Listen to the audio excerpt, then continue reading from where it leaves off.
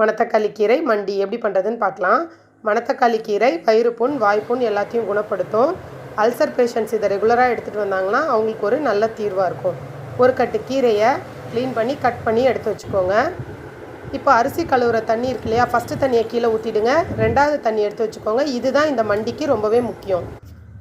இப்போ ஒரு பேனில் ஒரு ஸ்பூன் எண்ணெய், ஒரு ஸ்பூன் ஜீரகம், 10 சின்ன வெங்காயத்தை பொடியாக கட் பண்ணி போட்டிருக்கேன், 2 பச்சை மிளகா கட் பண்ணி போட்டிருக்கேன். இது நல்லா வதக்கிட்டு ஒரு கட்டு கீரையை, அரிஞ்சு வச்சுருக்க கீரையை இதில் ஆட் பண்ணிக்கோங்க.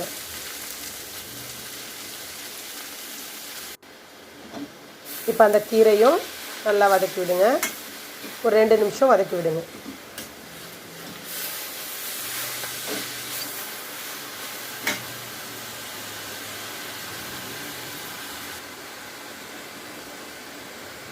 இப்போ ஒரு டம்ளர் அந்த அரிசி களைஞ்ச தண்ணி இருக்கு இல்லையா, அதை இதில் ஆட் பண்ணிக்கோங்க. அந்த தண்ணியில் தான் இன்றைக்கி கீரையை நம்ம வேக வைக்க போகிறோம்.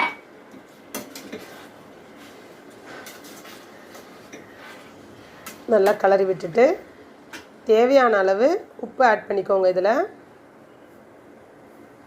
உப்பு ஆட் பண்ணி நல்லா மிக்ஸ் பண்ணி விட்டுருங்க. இப்போ அடுப்பு ஸ்லோலே இருக்கட்டும். ஒரு 5 நிமிஷத்தில் கீரை வெந்துடும். கீரை சீக்கிரம் வெந்துடும்.